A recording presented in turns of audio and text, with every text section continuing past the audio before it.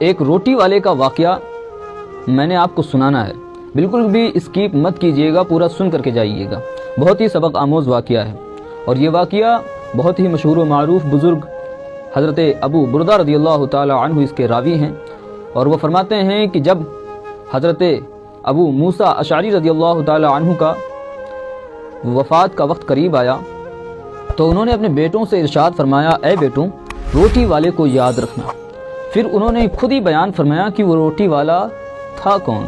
آپ نے فرمایا ایک شخص تھا جس نے 70 سال اللہ کی عبادت کی، اور 70 سال عبادت کرنے کے بعد جب وہ باہر آیا تو شیطان نے اسے بہکایا، اور وہ شیطان کے بہکاوے میں آ کر کے ایک عورت کے فتنے میں مبتلا ہو گیا۔ 7 دن اور 7 راتیں پھر وہ عورت کے ساتھ رہا۔ اب غلط کام ہو گئے اور اسے پھر شرمندگی ہوئی، ہائے یہ میں نے کیا کر دیا، 70 سال عبادت کی اور یہ 7 دن اور 7 راتیں میں نے گناہ میں گزار دیا۔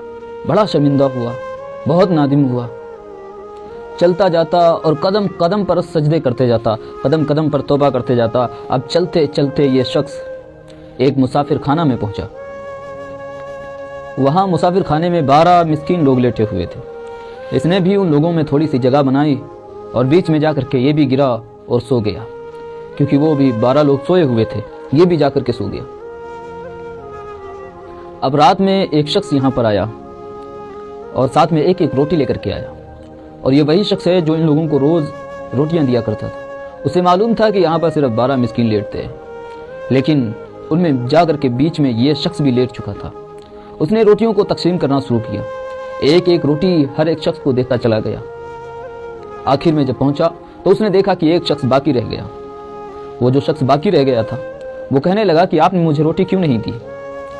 اس شخص نے کہا کہ میں نے کسی کو 2 روٹیاں نہیں دی ہیں، میں نے ہر کسی کو ایک ایک روٹی ہی دی ہے، اور میں ہر روز 12 روٹی لے کر کے آتا تھا، اس لیے 12 لوگ ہی تھے۔ اب وہ شخص جب ناراض ہونے لگا تو روٹی دینے والے شخص نے کہا کہ دیکھو، اگر تمہیں لگتا ہے کہ میں نے تم پر زیادتی کی ہے تو پھر ٹھیک ہے، میں روٹی نہیں دیتا، اور وہ ناراض ہو کر چلا گیا۔ اب ظاہر ہے کہ اگر ایک ایک روٹی بانٹی جائے گی تو وہاں پر 12 مسکین پہلے سے ہی لیٹتے تھے، لیکن اب وہاں پر 13 ہو چکے تھے، کیونکہ یہ شخص بھی وہیں پر جا کر کے لیٹ گیا تھا۔ اب جب اس شخص کو روٹی نہ ملی جو آخری نمبر پہ لیٹا ہوا تھا، یعنی 13ویں نمبر پر، اسے روٹی نہ ملی تو وہ کہنے لگا کہ مجھے روٹی نہیں ملی۔ روٹی دینے والا بھی ناراض ہو کر کے چلا گیا۔ اب کیا ہوا کہ وہ بھوکا رہ گیا۔ اب اس نے اپنی روٹی نہیں کھائی تھی، یعنی جس نے توبہ کی تھی، جو بیچ میں آ کر کے لیٹا تھا، اس نے اپنی روٹی نہیں کھائی، اور اس نے جب دیکھا کہ آخر والا شخص بھوکا رہ جائے گا میری وجہ سے، تو اس نے اپنی روٹی کو لی اور لے کر کے اس کی طرف بڑھا اور اس کو دے دیا۔ بھوک اسے بھی بہت زیادہ تھی، بھوک سے یہ بھی تڑپ رہا تھا، لیکن کیا کرتا، 70 سال کی عبادت بھی پیچھے کر چکا ہے اور توبہ بھی کر چکا ہے، 7 دن اور 7 راتیں گناہ کرنے کے بعد توبہ بھی کر چکا ہے۔ اب اس نے اپنی اس روٹی کو لیا اور اس نے سوچا کہ میری وجہ سے یہ بھوکا رہ جائے گا، تو اس نے اپنی روٹی کو اس مسکین کو دے دیا اور اس نے کھا لیا، اور یہ بھوکا ہی سو گیا۔ آخر میں کیا ہوا کہ صبح جب ہوئی تو صبح تک یہ شخص مر چکا تھا، اس کا انتقال ہو گیا۔ حضرت ابو موسیٰ اشعری ارشاد فرماتے ہیں کہ وہ شخص جب اللہ کی بارگاہ میں پہنچا تو اس کے نام اعمال تولے گئے۔ ایک پلڑے میں اس کی 70 سال کی عبادت رکھی گئی، اور دوسرے پلڑے میں اس کے 7 دن اور 7 راتوں کے گناہ رکھے گئے۔ وہ گناہ ان 70 سال عبادت کو پیچھے کر گئے، اور وہ 7 دن اور 7 راتوں کے گناہ بھاری پڑ گئے، زیادہ ہو گئے۔ گویا اس کے لیے یہ حکم ہونے والا تھا کہ اسے جہنم میں ڈال دیا جائے۔ اب ان 7 دن اور 7 راتوں کے گناہوں کے آگے روٹی رکھی گئی، ان کے بدلے میں روٹی رکھی گئی، پھر گناہ کم پڑ گئے اور روٹی بھاری پڑ گئی۔ کیوں؟